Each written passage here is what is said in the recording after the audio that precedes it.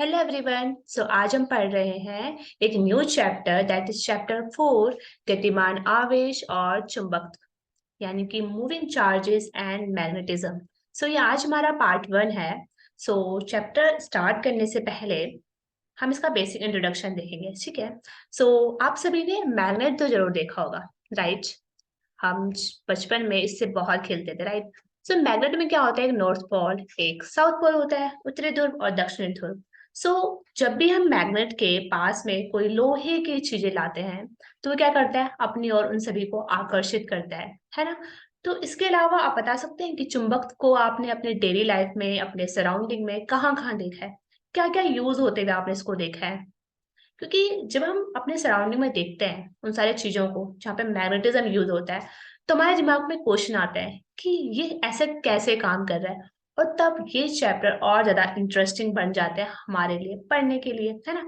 तो आप खुद सोच के देखिए और अब मैं आपको बताती हूँ। आपने कबोर्ड में, यानी जो अलमारी होती है हमारी, उसमें मैग्नेटम देखा होगा, मैग्नेट आपने लगा हुआ देखा होगा कैसे। जब हम अपने अलमारी के दरवाजे को खोलते हैं तो हमें थोड़ा सा जोर लगाना पड़ता है खोलते हुए, है ना। लेकिन जैसे हम बंद करते हैं तो बंद वो क्या होता है, फटाक से खुद हो जाता है एक टाइम के बाद। ऐसा क्यों? क्योंकि आप मैग्नेट लगा होता है जो उसको अट्रैक्ट कर लेता है बंद करते हुए।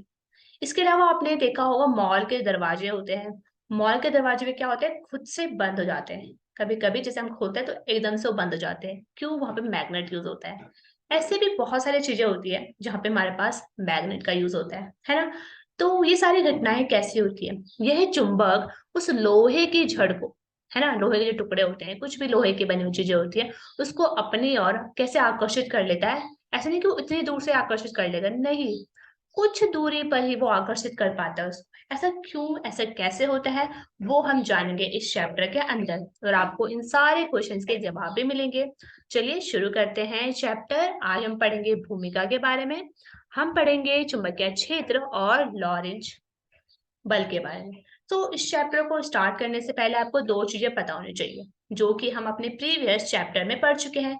और वो दो चीजें कौन सी है? सबसे पहली चीज ये है कि आपको ये पता होना चाहिए कि एक स्थिर आवेश, ऐसा आवेश जो मूवमेंट नहीं कर रहा बल्कि एक जगह में स्थिर है, वह अपने चारों ओर क्या उत्पन्न करता है, बताइए। एक स्थिर आवेश अपने चारों ओर क्या उत्पन्न करता है? यस, वो उत्पन्न करता है चुंबकीय क्षेत्र को, है ना। ये हम जानते हैं, फर्स्ट चैप्टर में हम पढ़ चुके हैं। और उसको हम प्रदर्शित करते हैं ई से, चुंबकीय क्षेत्र को। इसी तरह से जब ये आवेश मूवमेंट करे, यानी कि जब ये आवेश गतिमान की अवस्था में हो, तब यह क्या उत्पन्न करेगा? यह उत्पन्न करेगा वैद्युत धारा, जो कि हमने चैप्टर 3 में पढ़ा है। ठीक है, तो ये दो चीजें आपको पता होनी चाहिए। अब हम आते हैं चुंबकीय क्षेत्र की कहानी पे। तो जब हमें चुंबकीय क्षेत्र, चुंबकीय बल के बारे में इतनी नॉलेज नहीं थी, चुंबकत्व के बारे में इतनी नॉलेज नहीं थी, तब लोग ये सोचते थे कि जो चुंबकत्व है वो वैद्युत से अलग है, यानी कि ये दोनों अलग अलग चीजें। बाहर से देखने में हमें यही लगता है कि दोनों डिफरेंट थिंग्स है। लेकिन एक साइंटिस्ट हुए जिन साइंटिस्ट का नाम था ऑस्ट्रेट, पूरा नाम है हैंस क्रिश्चियन ऑस्ट्रेट। इन साइंटिस्ट ने हमें सबसे पहले बताया कि जो वैद्युत है और चुंबकीय जो इसकी प्रोसेस होती है, ये दोनों कहीं ना कहीं एक दूसरे के साथ क्या है, इंटरकनेक्टेड है, एक दूसरे के साथ संबंधित है, इनका एक दूसरे के साथ संबंध है। और इन्होंने ये कैसे बताया? ऑफ कोर्स इन्होंने एक एक्सपेरिमेंट करा, और उस एक्सपेरिमेंट के बेस पे इन्होंने बताया कि ये दोनों, जो वैद्युत और चुंबकीय है, ये एक दूसरे के साथ संबंध रखती है। और कैसा संबंध रखती है वो भी हम जानेंगे। हम इनके एक्सपेरिमेंट को देखेंगे, इन्होंने क्या एक्सपेरिमेंट किया और किस एक्सपेरिमेंट के बेस पे इन्होंने हमें ये बताया। तो ऑस्ट्रिच साइंटिस्ट जो थे वो डेनमार्क के भौतिक विज्ञानी, रसायनज्ञ और कोपेनहेगन के प्रोफेसर थे। इन्होंने क्या देखा, इन्होंने एक्सपेरिमेंट में ये देखा कि आप देख सकते हैं इस डायग्राम में, इन्होंने एक कंपास लिया। कंपास की सुई जो होती है कुछ इस तरह से होती है, आपने कंपास देखा होगा, है ना। तो कंपास की सुई में एक नॉर्थ पोल होता है और एक साउथ पोल होता है। तो इस सुई को क्या करा इन्होंने, इन्होंने एक ऐसे तार के पास रखा। आप देख सकते हैं यहाँ पे एक सर्किट बनाया गया है, इस सर्किट में क्या प्रभावित हो रही है, वैद्युत धारा यहाँ से प्रभावित हो रही है। तो जब इस सर्किट से वैद्युत धारा प्रभावित होती है तो उन्होंने देखा कि जो ये कंपास है, इस कंपास की सुई में एक विक्षेप होता है, एक डिफ्लेक्शन होता है। यानी कि ये सुई कुछ इस तरह से रखी गई थी, बिल्कुल सीधी। लेकिन जैसे ही इस तार से वैद्युत धारा प्रभावित होती है, तो इसमें मूवमेंट होता है, इसमें विक्षेप होता है सुई में, और ये सुई कुछ इस डायरेक्शन में चले जाती है ना। तो यहाँ से क्या हुई, सुई में विक्षेप हुआ। तो इसी खोज ने बताया कि जो विद्युत है, यानी विद्युत धारा बही, तभी उसमें क्या हुआ, विक्षेप हुआ। तो हम ये जानते हैं कि चुंबकीय सुई विक्षेप कब होता है। ये विक्षेप तभी करती है जब यह किसी चुंबकीय क्षेत्र में रखी जाती है। इसका मतलब क्या हुआ, इसका मतलब ये हुआ कि ये सुई किसी चुंबकीय क्षेत्र के संपर्क में आई। और वो चुंबकीय क्षेत्र कहाँ से आया, बताइए। वो चुंबकीय क्षेत्र तब उत्पन्न हुआ जब यहाँ इस तार से वैद्युत धारा बही। यानी कि हम किस निष्कर्ष पे पहुंचे, हम इस निष्कर्ष पे पहुंचे कि जो गतिमान आवेश है, गतिमान आवेश मतलब क्या, मतलब धारा, है ना। गतिमान आवेश मतलब धारा, यानी कि जो धारा होती है वो अपने चारों ओर एक चुंबकीय क्षेत्र को उत्पन्न करती है। और उसी चुंबकीय क्षेत्र से यह जो सुई थी कंपास की, इसने विक्षेप को दर्शाया, है ना। तो इस तरह से हमने देखा। और उन्होंने ये भी देखा, जब एक धारा क्या थी, इस डायरेक्शन में बह रही थी, इसकी सुई का विक्षेप कुछ इस डायरेक्शन में था। लेकिन जैसे हमने ये धारा कुछ विपरीत दिशा में बही इस तरह से, तो इसकी सुई आप देख सकते हैं कुछ अलग डायरेक्शन में विक्षेप इसमें हुआ। ठीक है। तो ये थे ऑस्ट्रियन साइंटिस्ट जिन्होंने हमें बताया पहली बार चुंबकीय क्षेत्र और वैद्युत में एक संबंध होता है। ठीक है, आगे बढ़ते हैं। हम इस अध्याय में क्या क्या जानेंगे वो देखते हैं। हम ये देखेंगे जो चुंबकीय क्षेत्र होता है वो किस प्रकार आवेशित कणों पर बल आरोपित करता है, वैद्युत धाराएं किस प्रकार चुंबकीय क्षेत्र को उत्पन्न करती है, और हम साइक्लोट्रॉन के बारे में, हम गैल्वेनोमीटर के बारे में इस अध्याय में देखेंगे। ठीक है। सबसे पहले बात करते हैं चुंबकीय क्षेत्र की। तो हम जान भी चुके हैं चुंबकीय क्षेत्र कैसे उत्पन्न होता है। यस, चुंबकीय क्षेत्र उत्पन्न होता है किसी भी गतिमान आवेश के द्वारा। स्थिर आवेश वैद्युत क्षेत्र को उत्पन्न करते हैं, जबकि जो गतिमान आवेश होगा वह चुंबकीय क्षेत्र को उत्पन्न करता है। लेकिन ये ध्यान रखिएगा कि जो गतिमान आवेश है वो चुंबकीय क्षेत्र तो उत्पन्न करेगा अपने चारों, लेकिन साथ ही साथ उसके वैद्युत क्षेत्र भी होगा। क्यों, क्योंकि एक स्थिर आवेश अपने चारों ओर वैद्युत क्षेत्र को उत्पन्न करता है ना। अब बताइए चुंबकीय क्षेत्र को हम किससे प्रदर्शित करते हैं। इसे हम प्रदर्शित करते हैं बी के द्वारा। ठीक है। और ये ध्यान रखिए कि चुंबकीय क्षेत्र एक सदिश क्षेत्र होता है, यानी कि इसका परिमाण व दिशा दोनों होती है। यह अध्यारोपण सिद्धांत का पालन करता है। चुंबकीय क्षेत्र भी करता था अध्यारोपण सिद्धांत का पालन, यह भी करता है। अध्यारोपण सिद्धांत हम जान भी चुके हैं पिछले वाले लेक्चर्स में क्या होता है। यहाँ पे दोबारा समझिए क्या होता है अध्यारोपण सिद्धांत। कि बहुत सारे स्रोत है जिनका अपना अपना चुंबकीय क्षेत्र होगा। तो टोटल अगर चुंबकीय क्षेत्र हम बात करें कितना होगा, तो वह कितना होगा, प्रत्येक जो स्रोत होगा उसके चुंबकीय क्षेत्र का सदिश योग। ठीक है। यानी कि अगर हमें कुल चुंबकीय क्षेत्र निकालना होगा तो कैसे निकालेंगे, वो हम निकालेंगे सभी स्रोतों से उत्पन्न चुंबकीय क्षेत्रों का सदिश योग। B1 वेक्टर प्लस B2 का वेक्टर। ठीक है, कुछ इस तरह से ये होगा। जितने भी स्रोत हमारे पास होंगे उनको हम सदिश योग करेंगे। यही बोलता है अध्यारोपण का सिद्धांत। ठीक है, तो चुंबकीय क्षेत्र में पता चल गया कैसे उत्पन्न होता है। गतिमान आवेश के चारों ओर चुंबकीय क्षेत्र उत्पन्न होता है। ठीक है, तो हम आगे बढ़ते हैं। इस तरह से आप देख सकते हैं मैग्नेट के चारों ओर किस तरह से चुंबकीय क्षेत्र को दर्शाया गया है ना। अब हम बात करते हैं लॉरेंज बल की। तो लॉरेंज बल, इसके नाम से पता चल रहा है लॉरेंज इसका नाम क्यों रखा। क्योंकि क्योंकि एक साइंटिस्ट हुए लॉरेंज जिन्होंने इस बल की खोज करी, इस बल के बारे में बताया, उसी के नाम पे यह लॉरेंज बल यहाँ पे रखा गया। इसको चुंबकीय बल भी बोलते हैं वैसे। तो लॉरेंज बल क्या होता है, हम जानते हैं कि हम पहले स्थिर वैद्युतिकी में जो हमने पढ़ा है उसको रिकॉल करने की कोशिश करते हैं। ठीक है, उसी से हम इसको समझेंगे। एक जो स्थिर अवस्था में जो आवेश रखा होता है वो आवेश अपने चारों चुंबकीय क्षेत्र को, सॉरी, विद्युत क्षेत्र को उत्पन्न करता है ना। और जब हम इस क्षेत्र में किसी दूसरे आवेश को लेके आते हैं तो ये चुंबकीय क्षेत्र इस आवेश पे क्या करेगा, एक बल को आरोपित करता है। और ये बल किसके बराबर होता है, ये बल बराबर होता है F बराबर क्यू ई के बराबर। ई यहाँ पे विद्युत क्षेत्र और क्यू यहाँ पे आवेश को प्रदर्शित कर रहा है।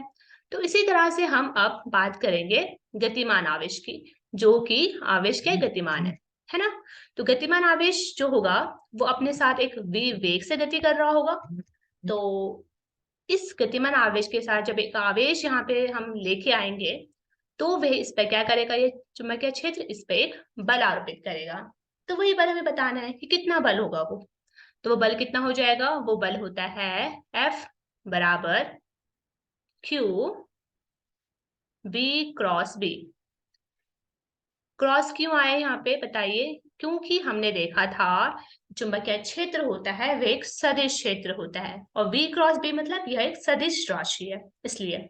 ठीक है, तो सेम आप दे सकते हैं कि ये वैद्युत क्षेत्र वाले जो वैद्युत वाला जो हमारा कॉन्सेप्ट है उसी की तरह थोड़ा सिमिलर है।